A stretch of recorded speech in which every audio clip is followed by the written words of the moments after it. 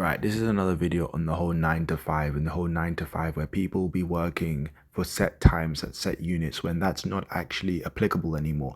Like, for example, back in the day, the reason why the 9 to 5 was created in the first place was because when the Industrial Revolution was going on, there was children working, there was people working 80 hours a week, there was people working in the nights and draining themselves. So businesses decided to do a 9 to 5 schedule. That way they can have the most productivity in a 40-hour week where you're working for 40 hours and then the rest of the time you can spend with your family. And at that time, the amount of money that you earned from the 9 to 5 was relevant to the actual salary and the actual wages and the actual cost of living and food. But now, where food, rent, bills, housing, Wi-Fi, everything is going up in value and becoming more expensive, the whole 9 to 5 schedule isn't as applicable anymore. Whilst 40% of jobs are going to be taken by AI, that was on a recent study, and you can actually Google this, that 40% of jobs in offices can be replaced by AI. So companies will start replacing people, and as people get replaced by jobs from the AI, what will happen is will be more remote work or more online serviced work. And that is why it is very easy to get involved with AI. Even my videos on YouTube themselves, if you go onto like an AI tool and clip my videos into like sections and then repost it onto like TikTok or repost it onto Instagram Reels, that's also a method of getting clips of people and then reposting them, or adding subtitles and then reposting that content onto other platforms. You don't even have to make your own content anymore. You can repurpose other people's content. Like my content, for example, if you put it into clips, you could make about 10 clips out of one video that of me talking and actually put it onto a TikTok page and start generating income like that. And this is what I'm saying, that there are so many methods of how to make money now, where the Industrial Revolution really changed the game, where there was factories like printing out mass produced items, which had to make consumerism more because they needed people to buy all the items. There's no point in having a factory making 10,000 toys if kids aren't buying the 10,000 toys. Do you understand what I'm trying to say? So they needed to make a demand to boost consumerism and boost Christmas and New Year's Eve and these holidays in order to buy more gifts. And the Black Friday was created, and all these things were created to get people to spend more money, because by spending more money there is a justification for earning more money. So it's like the more money you earn, the more money you spend. So let's say you earn a small wage and you buy a regular car, but then you earn more money, so now you buy a more fancy car. But that fancy car, you have to put more petrol, more diesel. It's more expensive to fix if it breaks down. So it becomes a perpetual cycle of earning more money but spending more money, earning more money but buying a bigger house and a bigger house and a bigger house. But the bigger house needs more cleaners, which needs more looking after, which means more maintenance, which means buying more pillows and more beds and more furniture. And it becomes a cycle of the more money you earn, the more money people want to buy things and want to get more things and more things. And this is what I'm trying to say, that the whole 9 to 5 schedule back in the day would work out fine, because a man could work and his wife didn't even need to work. She could work if she wanted to, but she didn't need to work. And you could spend money going out, going cinema, looking after your children. That was enough money. But now it's not sustained as much. And this is why even marriage rates are falling. If you actually look in the world, marriage rates, less people are getting married, less people are actually having children. The birth rates are declining as well. So there's a lot of factors of these things of the population can't be sustained if more and more people means more and more food needs to grow, which means they need more and more factories, which means more and more workers. But the more and more workers can't come unless you got AI companies that can do robotics that can then take over that. So this is what I'm trying to say, that it's a perpetual cycle, and you have to try and find ways to work remotely or work online, or any kinds of businesses that you think that you could elevate yourself and elevate your career. And especially after COVID, like, it really changed up the whole world, and people started to realize that the whole sitting in an office every single day, that 1 hour 2 hour you drive to the office and you drive back, that time could be spent brainstorming ideas, or could be spent actually going on a meeting and actually speaking to other people around the world, or speaking to people on Fiverr, or actually connecting with, networking with people on the internet who can actually help your business grow. So for example, let's say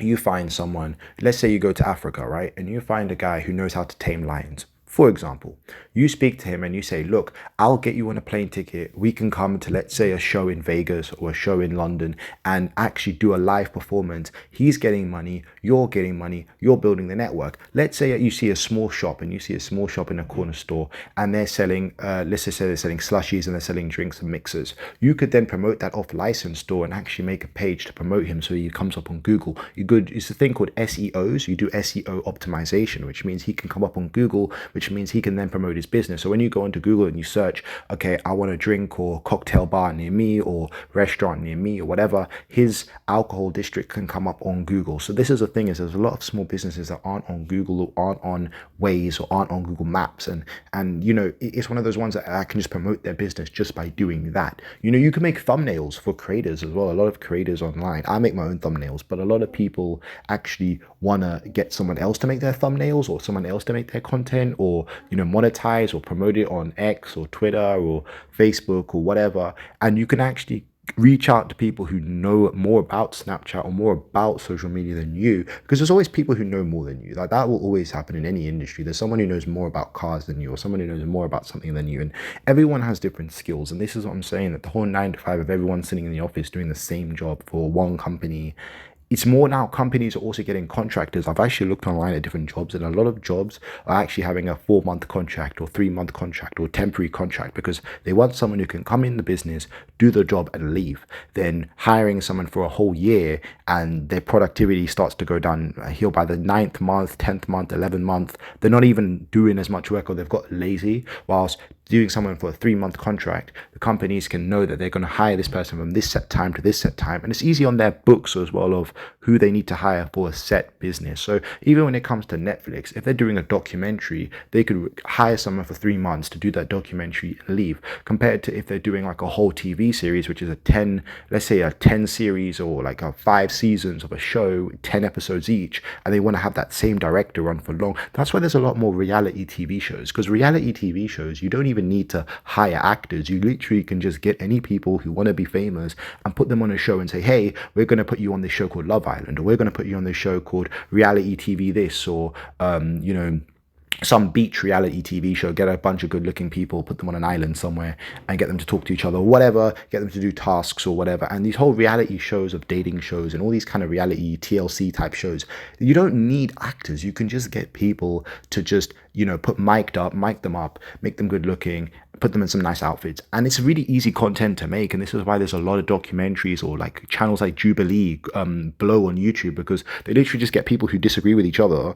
to sit in a black room with chairs. Like the production value on these is not really high when you think about even these like 20v1 videos where they'll get like one celebrity or like 20 people, and like they'll try to flirt and it'll be like funny kind of content, or these kinds of things is easy content which to make doesn't have like a high cost. You're not paying thousands and thousands of pounds on actors or the best lighting equipment, or you're not having to pay for set designs, when you can literally just rent out like white blank studios. If you get into white blank studio renting out, that's actually really good business as well. People don't actually know about that, but literally if you get like a storage room or like a warehouse, put up a white wallpaper and put up like a white flooring and rent it out to different YouTubers and creators, they'll do that and they'll pay per the hour. So you can have about like 10 different YouTubers all making the same 20v1 or these Jubilee or these The Cut videos or dating videos or swiping in real life videos, and they're using your studio. So this is what I'm saying, that the whole 9 to 5 schedule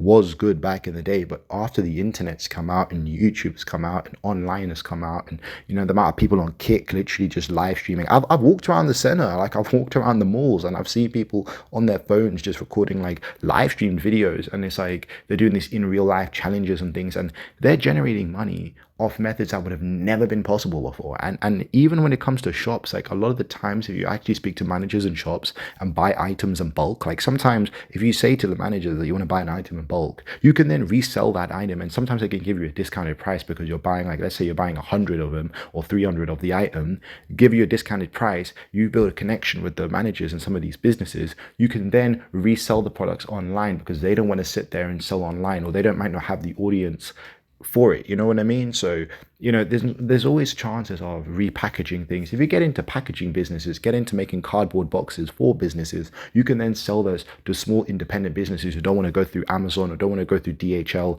and spend lots of money. They can go through you for like, let's say they're selling only like 50 items. They don't need 10,000 boxes. They'll only need about 50 to 60 boxes. You repackage that. There's always methods. This is what I'm saying, that the whole 9 to 5 schedule is very outdated. And if you can find a tool or a niche or something that you can go for, that is really going to elevate you to the next level. But I hope you enjoyed this video. I hope that you found this video interesting. But just search the Industrial Revolution and search how AI will take over the job industry. But yeah, my name's Krish, and I really hope you enjoyed this video.